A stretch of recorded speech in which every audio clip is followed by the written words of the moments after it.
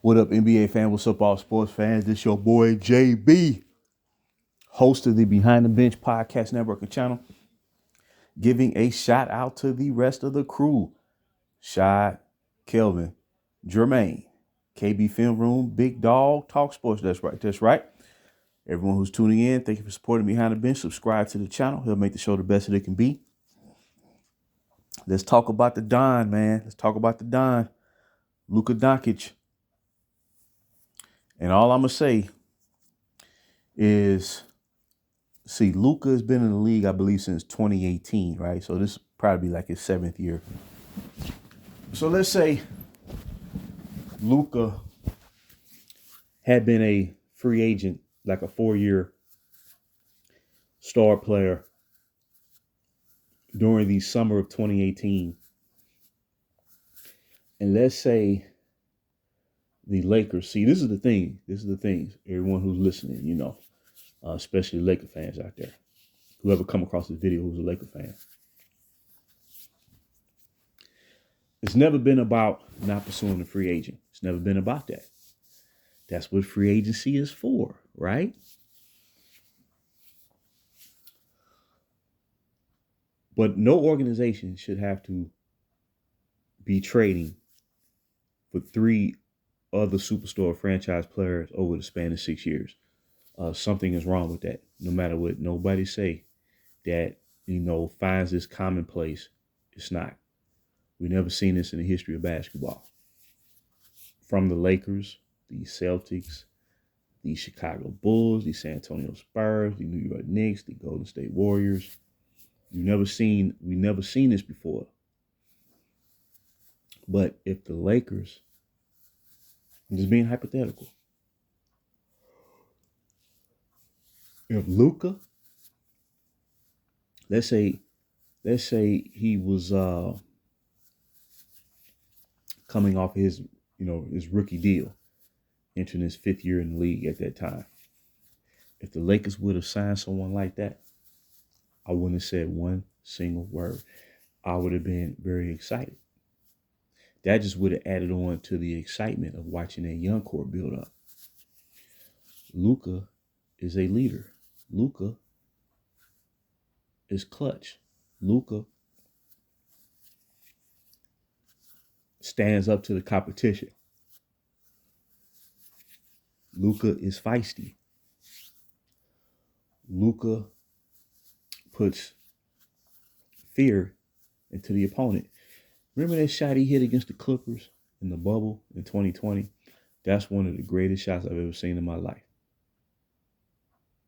Not because of the bubble, but just because him showing who he was as an up-and-coming player, where you felt confident that he was going to hit that shot. See, certain guys, man, when they shoot it, man, of course, if you're a superstar, you've been in the league long enough, you're going to hit a game winner. But the manner in which he took that shot, I believe he shot it over, was it Reggie Jackson? Because Kawhi Leonard couldn't do nothing with him. Paul George couldn't do nothing with him.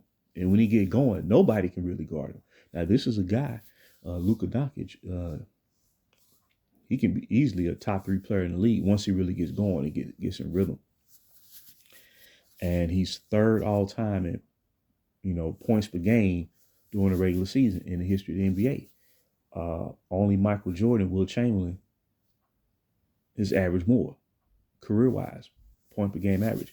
And then in postseason play, he's 2nd all time in that category, points per game.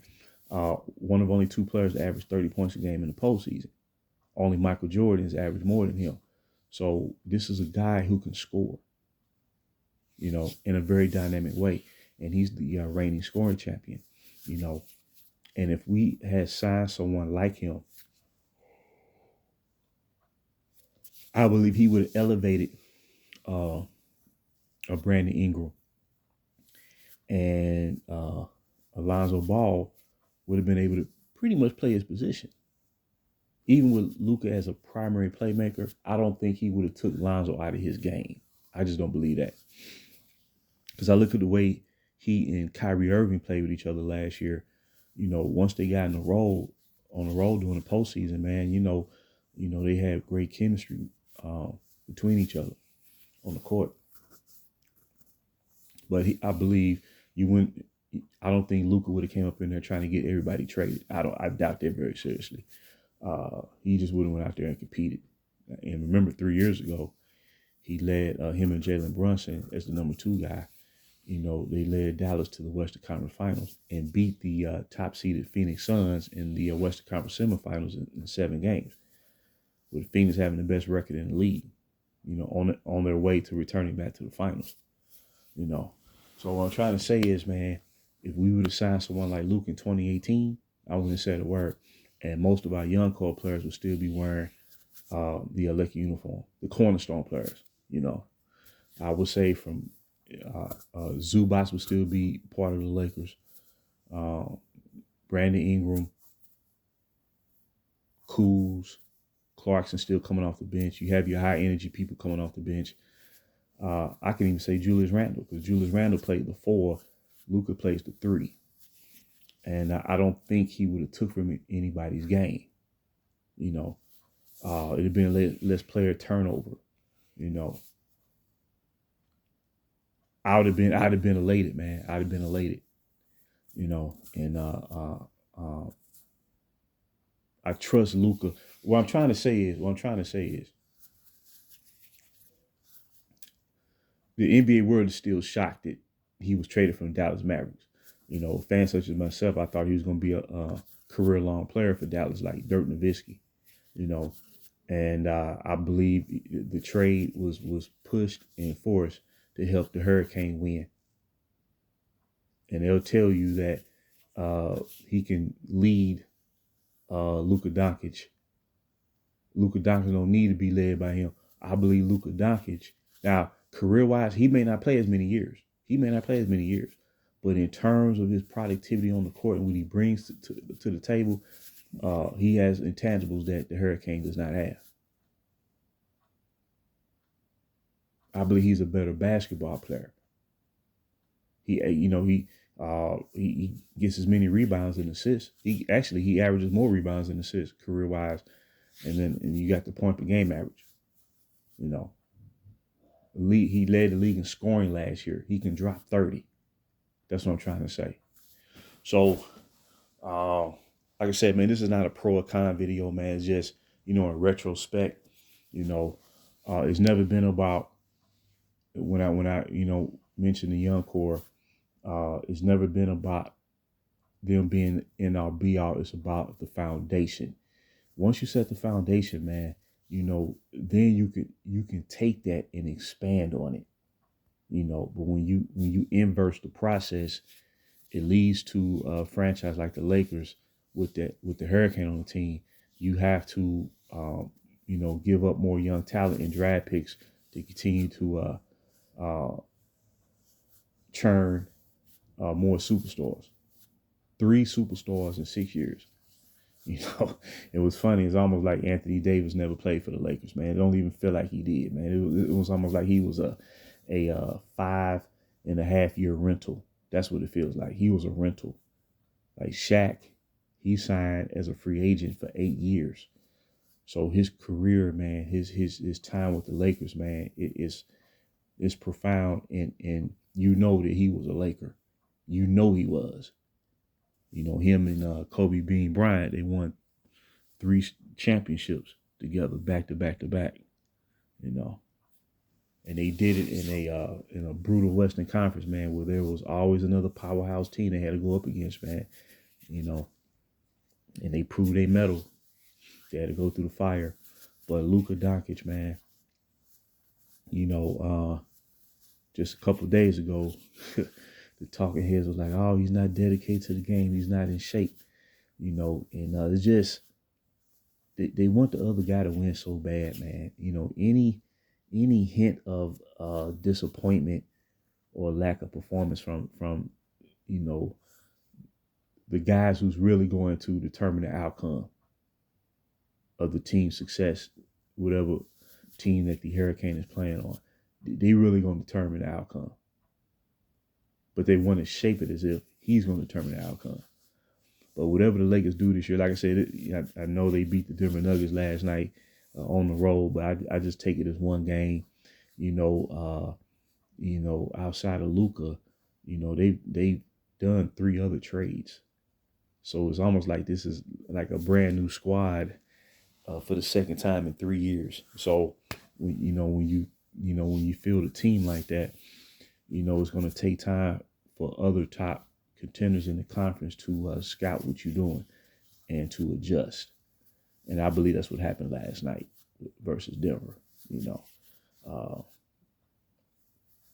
They trying to help the Hurricanes sneak in another championship, dog. I mean, they just look at how these teams are being put together.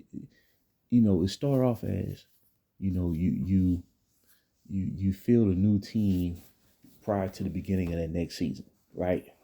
To try to get the advantage. Now it's getting to the point, man, where you have to trade mid-season almost for the second time in 3 years to try to keep up. The only difference last year was, fans were led to believe that their team was going to win the championship last year. And I've never believed in the situation because the Hurricane has shown that more often than not, with him supposed to be the leader of the man on the team, you're going to lose more than you win. His resume, his career shows that. So essentially, it almost feels like Luka, in closing, was snatched from his own team to help this dude win. That's what this feels like, man, because nobody would ever have thought that Luka Doncic, 25 years old, would have been traded from the Dallas Mavericks after just leading to the finals. Now, I don't know the whole gist of it, man, how it went down. I'm not going to get off into that because at the end of the day, the trade has occurred. But my contention is, AD was the generational player, the defensive stalwart, the MVP caliber player. Then 2 years later, all-time leading triple-doubles. And Russell Westbrook, 2-time scoring champion. Russell Westbrook was a 2-time scoring champion and a former league MVP. And the Hurricane couldn't compete with that. So AD wasn't good enough. So AD is like a 27 point per game scorer. They had to bring in a 30 point per game plus scorer to try to get this dude across the finish line again. But they'll tell you he ain't never had no help. But like I said, this is not a pro or con. But I'm just in retrospect, if this was 2018 and if the Lakers would have signed someone like a Luka Doncic, man, I wouldn't have said one word. I would have just sat back, man, and just enjoyed the experience. But more so, the young core, the players who we drafted,